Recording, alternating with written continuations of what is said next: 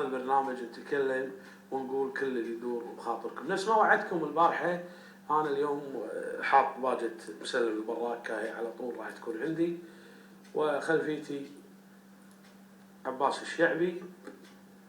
وصراحة يعني ملينا، لابد احنا ندش بهواء المعارضة زين. والظروف يعني اثبتت لنا انه هم الصح. زين، احنا غلط اللي قاعد نسويه، هم الصح.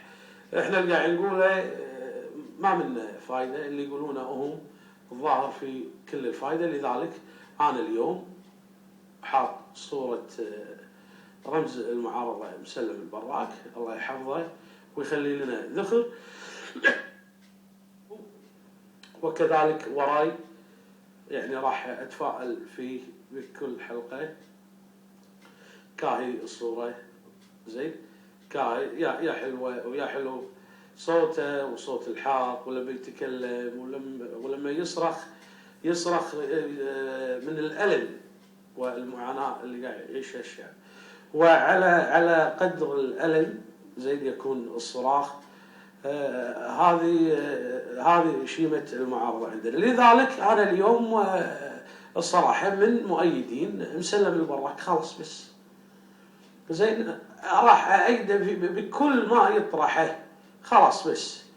واعتذر يعني هذا اعتذار يا جماعه مباشر الان امام الشعب الكويتي على اي نقد جاء حق مسلم البراك مني كاداء. انا اعتذر وانا اسف على كل اللي قلته، وما كنت الظاهر انا فاهم الامور بالشكل الصحيح والمطلوب. لذلك الاعتراف بالحق فضيله، ومو مشكله الواحد يغير اتجاهه وغير دربه لما يشوف الامور ما تمشي زين. والمهم ان احنا اكتشفنا الحقيقه قبل ما نضيع الوقت ونضيع امورنا. لذلك انا اليوم مع مسلم البراك في كل اللي يقوله زين. ويعني ابشر اهل الكويت كلهم وكل اللي قاعد يتابعونا يا جماعه، الان احنا شفنا الطريق الصح وجاده الصواب. اعتذر باسمي وباسم كل من تابعني وكل العاملين معاي في البرنامج والكنترول في البرنامج.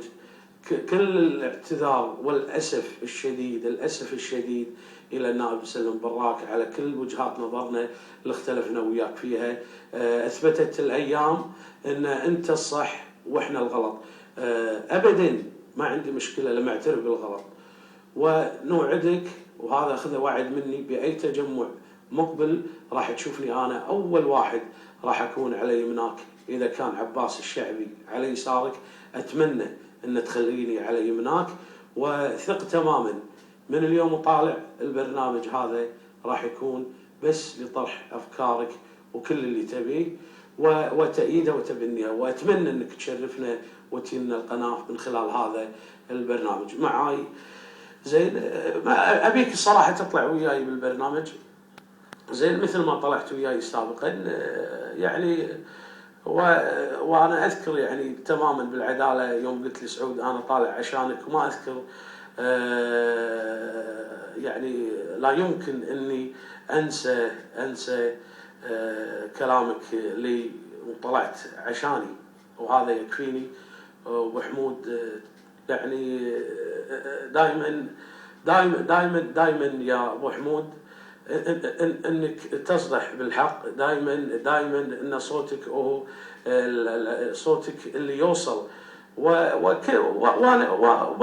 وبعدين كل الكلام اللي قلته انت في الايام السابقه كان دفاع عن المال العام، كان صوتك هو صوت الحق. اتمنى من اللي يتابعوني يعني في ناس يقولون متنازه مش عارف. يا جماعه انا واحد طالع لكم على الهواء زين قاعد اقول لكم انا مع مسلم وانتهى. لا احد يجادلني يقول لي ليش مع مسلم زين. انسوا اللي فات، خلينا نبدي صفحه جديده. احنا كويتيين شو المشكله؟ نختلف بالاراء ساعات نتفق. اليوم انا بتفق مع النائب مسلم البراك، تصادرون علي حقي مصيبه هذه. بنت الاكرمين من السعوديه تقول صج العوده للحق خير من التمادي للباطل. والله انا احب والله مشاركات اخواننا في السعوديه بالذات.